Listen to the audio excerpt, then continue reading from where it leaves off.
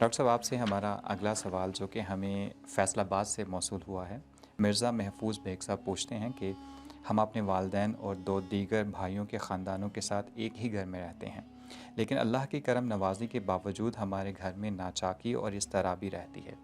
والدین معاملات کو سلجھانے کی کوشش میں رہتے ہیں، کچھ دن تو معاملات ٹھیک رہتے ہیں لیکن زیادہ دیر تک نہیں۔ اس ضمن میں کوئی اچھی سی دعا بتا دیں۔ میں عرض کروں گا کہ ان حالات میں سب سے جو بہترین وظیفہ ہم نے خود بھی آزمایا اور بزرگوں کا بھی آزمودہ ہے کہ سچی توبہ کے بعد استغفار کی کثرت کرنا۔ صحابی سے نے عرض کی حضور رزق میں بے برکتی ہے، تو فرمایا کہ استغفار پڑھو۔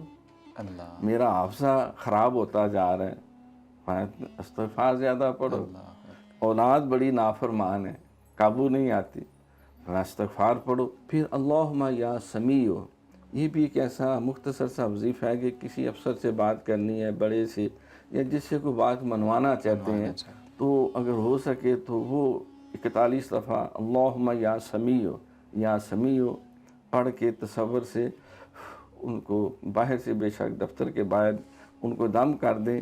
امید ہے وہ بیوی کو دم کریں، میاں کو دم کریں، افسر کو کریں۔ ہمارے ایک دوست کہتے ہیں میں حضرت صاحب اتنی دفعہ جا چکا ہوں، انگلینڈ کا ویزا نہیں لگتا۔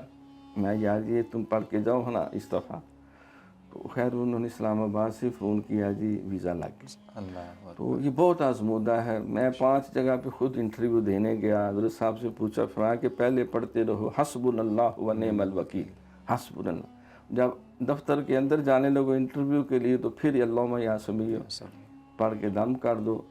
5 دفعہ سلیکشن ہوئی، اور اللہ نے اتنا کرم کیا، اس میں پی ایم سیکریٹریٹ میں بھی میں چلا گیا۔ تو یہ اللہ تعالیٰ کا کلام اور یہ پاکیزہ جو دعائیں ہیں، ان سے مدد لینی چاہیے، اور جو ان سے مدد نہیں لیتا وہ بہت خسارے میں رہتا ہے۔